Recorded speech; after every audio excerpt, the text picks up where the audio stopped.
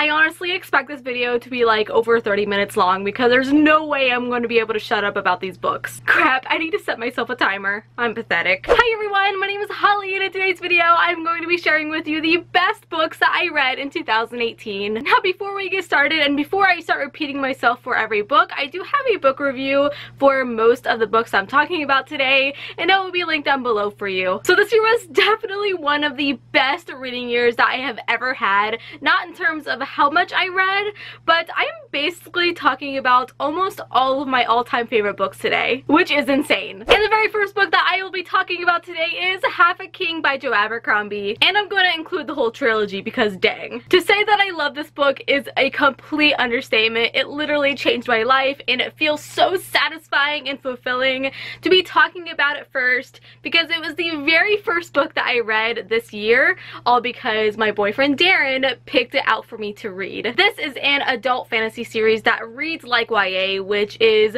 something that I recommend to anyone who is a little bit scared to go into adult fantasy and they're not quite comfortable and they don't know where to start. Well, start here. It follows a young boy named Yarvi who has a crippled hand, so he's kind of viewed as a weakness among his peers, and unfortunately his father and his brother end up getting murdered and he ends up having to take the throne. But of course, not all is what it seems, and yes, this does sound like a generic fantasy plot, but no, it is not. It is totally different. Do not let that stop you. It's incredibly fast-paced. It follows a fellowship of companions through a very gruesome and gritty quest, and it has a plot twist at the end of the series that will literally slap you in the face. It did me, that's for sure. You see this red mark right here? Well, it used to be there anyways. And Yarvi, what an amazing realistic character. He's definitely an underdog that you will find yourself cheering for. And Joe Abercrombie has become one of my favorite authors. His writing is so beautiful and he uses such a amazing mix of vivid metaphors. There is no wasted words. Each is beautifully chosen. This being an epic fantasy, I was really worried going into it because of maybe some dense passages in a very large world that I would have to follow, but this wasn't the problem at all. I am absolutely in love with this series. I love this world so much, and I really want to mention that there is a raunchy female pirate in this as well. That is all, folks. Read it. The next book I'll be talking about is Sinless of Sins by Josiah Bancroft, and I'm also including the series, or at least the books that are currently out right now, including The Hot King, which I am so grateful to have an arc of and have already read and reviewed it. The series is called the Books of Babel series, and it literally gets better with each and every book. Sinless of Sins was awesome. Arm of the Sphinx, this is out of order, oh my goodness. Arm of the Sphinx was phenomenal, and The Hot King, just utter perfection. That book blew me away. Now I feel like I have talked about this series kind of a lot on my channel, but for a very good reason.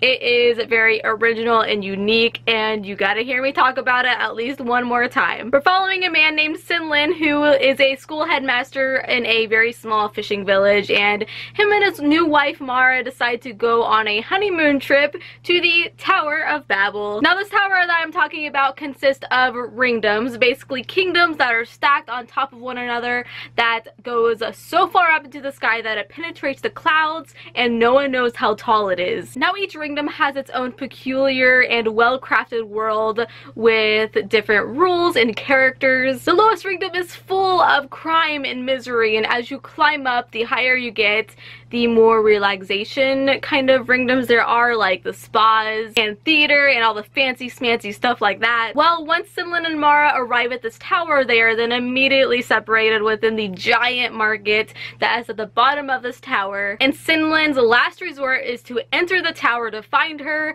but rumor has it that once you enter the tower, there is no getting out. This entire series is so beautifully composed, and it's such a page turner. It just makes you want to keep reading and reading to find out what's gonna happen next and what and who is Sinlin going to encounter. We literally watch this character Sinlin endure such terrible hardships beyond his imagining, and throughout the series he kind of becomes this entirely new creature. I seriously think that this book deserves to sit alongside some popular classics, and this book was originally self-published, and to see it flourish and to see all of you guys tag me in photos that you have bought it and read it just makes my heart so happy. The next book that absolutely blew me away in 2018 was Kings of the Wild by Nicholas Eames, and I'm including Bloody Rose Book 2 as well, obviously. I seriously think that it should be mandatory for everyone to read this book. It's another adult fantasy, but it's the most fun, most homey,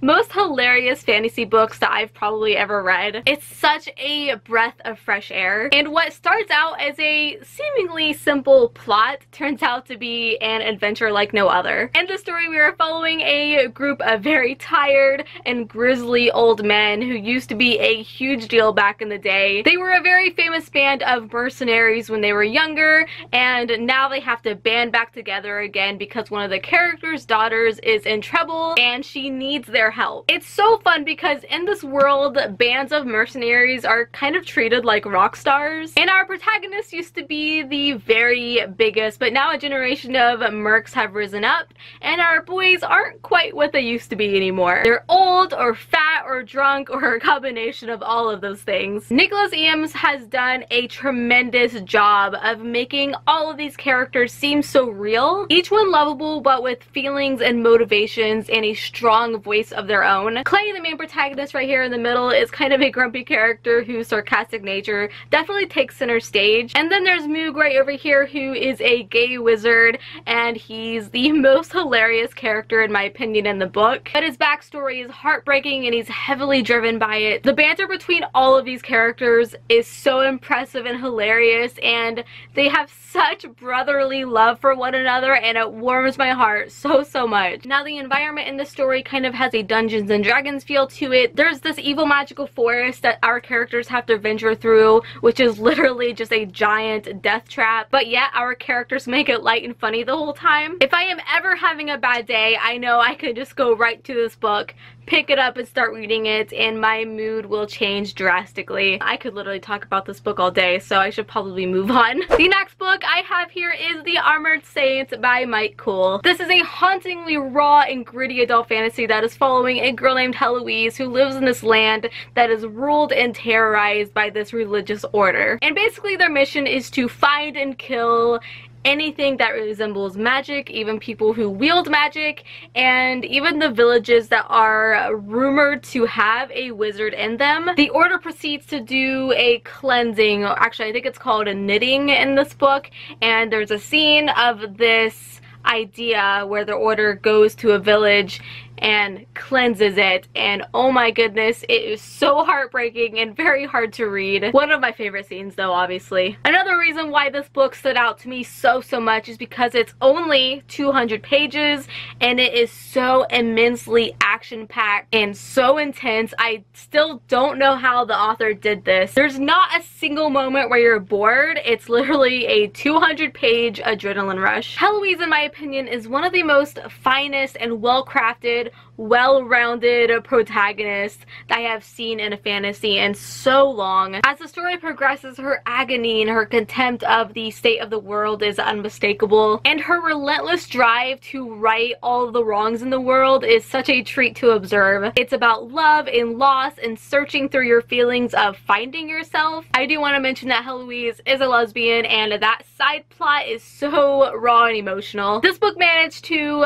basically fit in everything I crave in a fantasy in such a short period of time. It's set in a medieval fantasy, it has a queer protagonist, it's grimdark, it's perfection. The next book that I have loved and adored this year is Dance of Thieves by Mary E. Pearson. This is a book that I was dying to get my hands on this year. I was literally just counting the days because I adore the Remnant Chronicles. That series is a series that made me fall in love with reading, so it's very personal to me. This book is set in that same universe, and it takes place 6 years after the ending of The Beauty of Darkness. Yes, you can go into this book without having read that trilogy, but I highly recommend reading the Remnant Chronicles first, or you will be spoiled by pretty major plot twists and also some cool character cameos that we see in this book. The series follows two characters, one of them being Kazi, who is an elite guard for the Queen of Venda, and she is tasked with the mission to travel to this kingdom in the northern continent, a region that basically doesn't follow follow any of the laws. Now this kingdom is ruled by a family called the Bollingers, which then comes in our second character, whose name is Jace.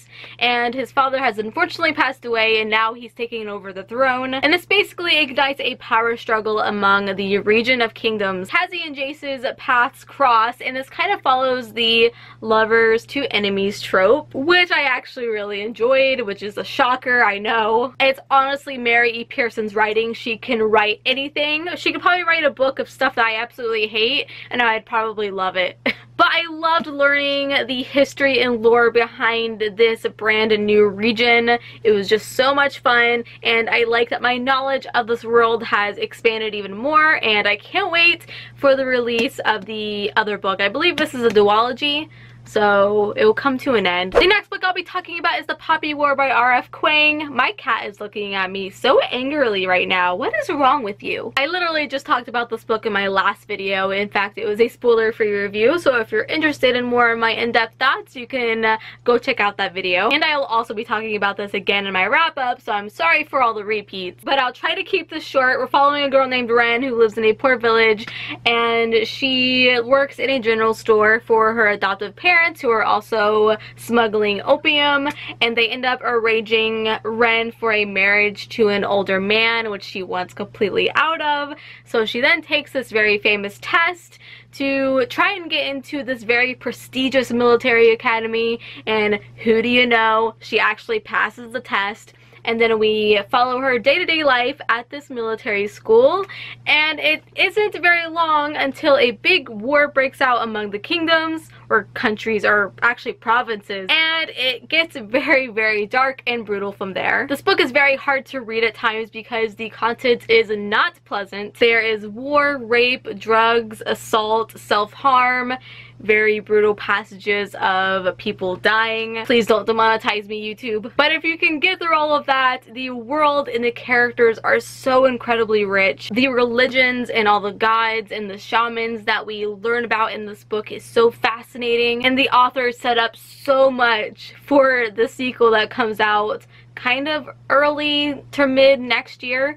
So I'm excited to get my hands on that and continue the story. I think this is also a duology as well, which actually makes me kind of sad. I want more. The next book I do not have a physical copy of yet, but that is The Enchanted Sonata by Heather Dixon Waltwork. This book was so surprising. I did not expect to love it as much as I did. This book is a reimagining of the Nutcracker, and it's following a girl named Clara who, on Christmas Eve, she finds a very mysterious present underneath her Christmas tree, and when she opens it, she finds a very handsome nutcracker and also a strange book, and as she goes to read the book, she is basically transported into this world. And in this other world is ruled by a young prince named Nikolai, who is having to deal with some very unfortunate events. All of the children have been turned into toys by an evil magician, including him, but he is actually the only one who is able to walk and talk. The book is solely focused on music, which I found to be so beautiful, and it fit perfectly into the story. It develops the characters into who they end up being at the end. It's just such an enchanting read, and I see this book being a very rereadable Christmas book for me. And the final book I have here, and this is probably going to be a shocker, but that is Sky in the Deep by Adrienne Young. First off, so happy that we are getting another book in this series. It sounds like it's going to be a companion novel, but I don't even care. This is a Viking story full of betrayal and suspense. The story literally begins with an intense action scene where Elin, our main character, is with her tribe, and they are about to battle their enemies, and there is a lot of conflict and axe-wielding ladies in this book, but there's also a good chunk of downtime as well, which I know some people might have found boring, but in my opinion, I really enjoyed it. I honestly devoured this book in a day. I love the characters. Honestly, if I did one of those videos where I was recommending books to Hufflepuffs, this would for sure be on that list. It's all about loyalty and having values and having a noble heart. A novel worthy of shelf space in my opinion. So those were all the books that I read this year that stand out to me the most, that tell me down in the comment section what your best book of the year was, because I would love to know. Go ahead and give this video a big thumbs up for me, and also don't forget to subscribe. I upload videos every single week. Also follow me on social media. I am at Holly Hearts Books on Instagram and at Holly Niece on Twitter. And until we meet again, happy reading.